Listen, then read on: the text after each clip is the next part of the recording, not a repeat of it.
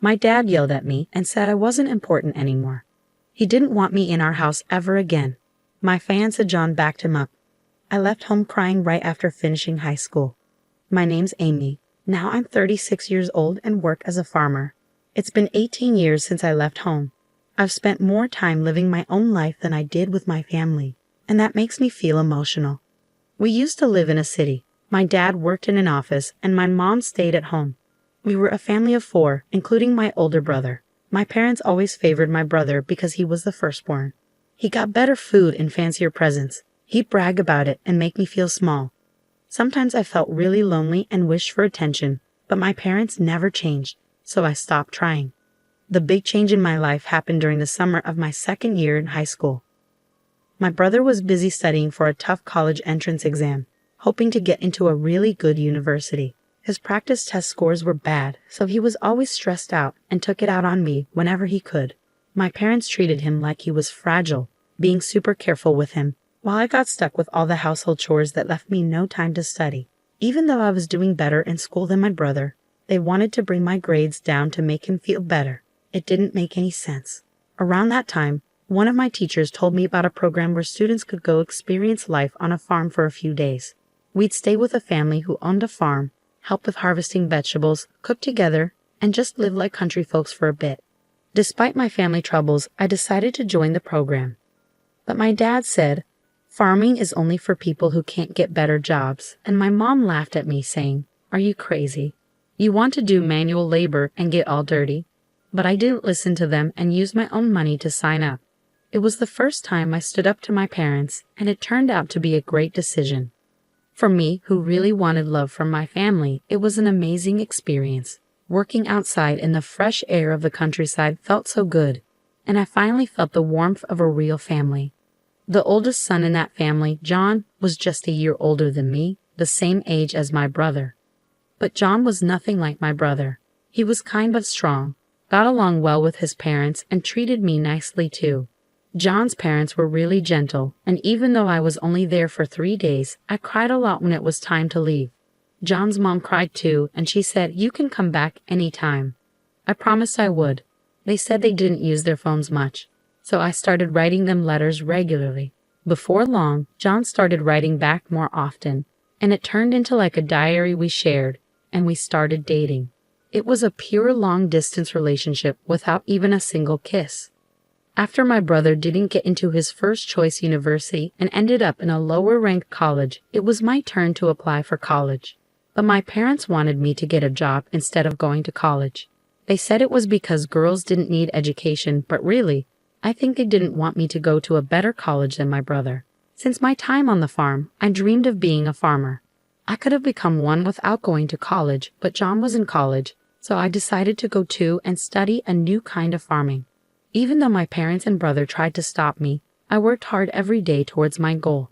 But when I passed the entrance exam for university, my dad got really angry and said, "Are you a girl trying to go to a better college than your brother?" My mom said, "We don't have money to spend on you. Your brother needs it, so you should work and bring money home." My parents' hurtful words left me feeling alone and sad, and after a big fight, I decided to cut ties with him completely.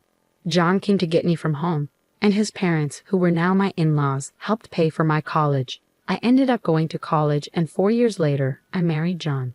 I didn't speak to my parents or brother during college, but when my in-laws said, "We should at least tell them about the wedding," we went to my childhood home for the first time in 4 years. It was summer, after graduation, and a busy time for planting, so we couldn't visit earlier. We all had tanned faces from working outside, but my parents and brother made fun of us. My mom asked, "How old are you now? You must be poor to work outside and get so dark." I felt so embarrassed. "Please stop, Mom," I said quietly, but she didn't listen. My brother smirked and said, "Smart people like me make money with our brains. If you're stuck doing manual labor, it means you're not very smart." I felt sick, and my in-laws' smiles disappeared. My husband spoke up, saying, "We're proud to be farmers, and we work hard."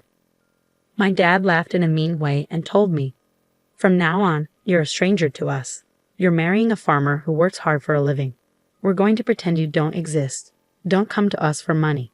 We don't want to see you anymore." At 18, I already felt like I didn't belong. so his words didn't surprise me. But it still hurt, especially with my in-laws and John looking at me with sympathy. I cried quietly on the way home, deciding to forget about my family. Time passed quickly, and 18 years went by. The hurt started to fade. I had 2 kids and a busy but happy life. I almost forgot about my parents and brother until a cousin told me my brother was getting married. We were close, and we kept in touch even after I got married. I once sent them rice from our farm, and they liked it, so we stayed in touch and talked on the phone once a month. My cousin mentioned we could catch up at the wedding, my cousin said. But I hadn't heard anything about the wedding from my parents or brother. Well, since we're not talking, I wouldn't know. I heard they're building a new house. I wonder if it's done. It seemed both my parents and brother planned to move after the wedding. My cousin knew about the problems between my parents and me, but they probably assumed I'd still show up at important family events. After the call with my cousin, I impulsively called my mom's cell phone. But all I got was a message saying, "This number is no longer in use." I tried calling my father next, but got the same automated message again. Did they change their numbers? I didn't have my brother's number, so I couldn't call him. With shaky hands, I dialed the landline for our family home, and someone picked up. "Hello." It was my brother. "It's Amy. I heard you're getting married and moving." I started to congratulate him, but he interrupted me. "You don't need to do anything. You, a farmer, a stranger to me, don't call me," he yelled before hanging up. I tried calling him back, but I was already blocked. It was so harsh. No matter how much he disliked me, we were still family. It hurt to be rejected like that. Seeing how upset I was, my husband asked gently, "What's wrong? What happened?" I couldn't hold back my tears as I told him about the conversation. Both my husband and my in-laws were furious, as if it had happened to them. "Your home is here, Amy, your family to us." My mother-in-law comforted me. Her words brought tears to my eyes. I wish she was my real mom. She cared about me more than my own mother did. My father-in-law also reassured me, saying, "You're happy now. That's what matters. Don't let it hurt you. The one who stays positive wins." My husband added, "Let's learn from their mistakes and make sure we're different." Even our kids, unaware of the situation, hugged me tightly. "Thank you, everyone," I said, feeling the warmth in my heart. I realized how happy I was even without the support of my biological family. But things changed dramatically when my business was featured on national TV.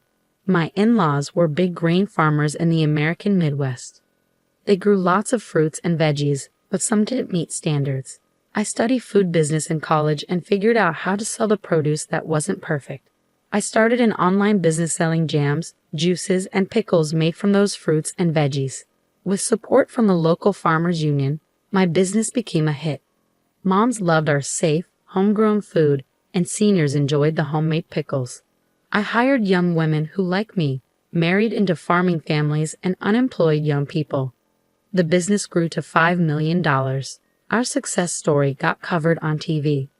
After the TV show aired, we were bombarded with calls from all sorts of people. We got orders, questions, offers for deals, and requests for interviews. Both the company phone and my personal cell phone wouldn't stop ringing. So when I got a call from an unknown number, I answered without thinking. To my surprise, it was my brother. I figured he must have seen the TV feature and heard about my success. But without much of a hello, he said, "I'm thinking of starting a business. Can you lend me some money?" "Excuse me?" "Absolutely not," I replied firmly, feeling even more resolute. I coldly rejected his request and hung up. But he called again. "Stop arguing and give me the money. If a woman like you can start a business and make money, I'm sure I can do it too," he shouted relentlessly. "That's not how someone asking for a loan should act," I responded, baffled by his confidence. It was ironic because he was the one who had called me a stranger, just a simple farmer. Ignoring his request, I asked something that had been bothering me. "By the way, who decided not to tell me about the move?" Obviously it was me, my wife. She's a city girl, you know. The moment I mentioned you, she suggested we cut ties. So that was the reason. I didn't want to hear more, so I hung up and blocked his number. It seemed like my brother's wife, whom I'd never met, had a similar attitude to my brother and parents. Realizing that my brother had seen me on TV probably meant my parents had too. A few hours later, I received another call from an unknown number, but it turned out to be my father. "Why are you in charge? Did you take a man's job?" he demanded. I replied, "Well, both John and my father-in-law are deeply involved in the farming business, so it's only natural. In fact, large-scale consolidation has become advantageous for somewhat larger farms. My father-in-law is the president of the local agricultural association, and John has incorporated his share as an in-law and is now the president of that corporation." Perhaps my explanation convinced him, because then he asked, "Why haven't you been in touch?" Feeling stunned, I replied, "You're the one who disarmed me. I'm ending this conversation now." And I hung up and blocked his number. A few minutes later, my mother called. "Why won't you lend money to your brother? You're making $500 million a year, aren't you? Send money home. We're your real family. Have you forgotten all we've done for you, raising you up? Give us at least $300 million, or at least $250 million. My mother was the most aggressive of all. "Even though the business earns $500 million, that's the total revenue after paying for expenses and employee salaries. I barely have anything left over." I exaggerated a bit, and my mother instantly shot back, "You're lying. That can't be true." Feeling increasingly frustrated, I couldn't believe my mother's persistent demands for money. I wondered if she had any shame. "I'm not going to send you any money, whether I have it or not. We're strangers," I told her firmly before hanging up and blocking her number. I thought that would be the end of it, but I was mistaken. My parents, my brother, and his wife, whom I'd never met before, suddenly showed up uninvited at my in-laws' house. "Hey, Amy, guess what? I'm taking back the disarmament," my father announced. I was shocked at their desperation for money. My mother-in-law couldn't believe what was happening. Even my father-in-law and her were clearly uncomfortable, glaring at my parents in silence. The employees around us had gathered, looking shocked at my parents. My brother seemed to realize he wasn't welcome either. We're the real family, connected by blood. We deserve a share of your earnings too," he insisted. The woman with him, presumably his wife, nodded along in agreement. I was livid. "No, that's not how it works. Even though we share blood, there's been no emotional connection. You treated me like a stranger and abandoned me," I said, feeling the old wounds of being rejected by my biological family reopening. Tears threatened to spill again. Just then, John came and stood by my side. "Amy is part of our family now. Even if you haven't disowned her, we're perfectly happy without you. Please leave," he said firmly, defending me. The employees joined in, criticizing my parents together. "We're with Amy. How dare you?" they exclaimed in unison. As I thought, "This is my true family," I felt a deep sense of happiness. But my brother's anger was growing. Shut up, you country bumpkins. You're all uneducated trash. Aren't you supposed to obey us quietly?" he raged. But John calmly responded, "Actually, both my father and I are Ivy League graduates, and Amy graduated from a prestigious agricultural university, revealing our educational background." "What? With degrees from top universities, why are you farming?" my brother exclaimed in disbelief. Maybe for my brother, graduating from a lower-ranked university was his only source of pride, and he likely didn't anticipate being outmatched in terms of education, I mused. John remained composed as he stated, "Farming is an honorable profession. We can apply what we've learned in college to it." I couldn't contain my laughter at the absurdity of it all. "Brother, you've been bested by John in every way," I chuckled, feeling a sense of relief wash over me. Realizing I had been too fearful of my brother and parents, I spoke up firmly. "Let me make this clear one last time. We are strangers now." Pausing briefly, I adopted a polite tone. "Therefore, I cannot lend or give money to strangers. Please leave. If you cause trouble or act violently, I will call the police and take legal action." I asserted our separation unequivocally. My in-laws and husband moved closer to me, ready to shield me from any harm my parents and brother might try to inflict. I was deeply touched, feeling genuinely cared for. The employees also joined in, shouting at my parents, "Get out of here. Go home." My parents, brother, and sister-in-law left with resentment in their eyes, unable to argue further and only able to retreat. Later ever for my cousin that my brother and parents tried to get rich quickly by starting a business with borrowed money instead of asking me. But their arrogance led to a major failure. Now they're on the brink of bankruptcy, but I've cut ties with them, and I have no intention of getting involved anymore. As for me, my work is thriving, and I'm surrounded by my true family, supportive in-laws, a loving husband, and wonderful children.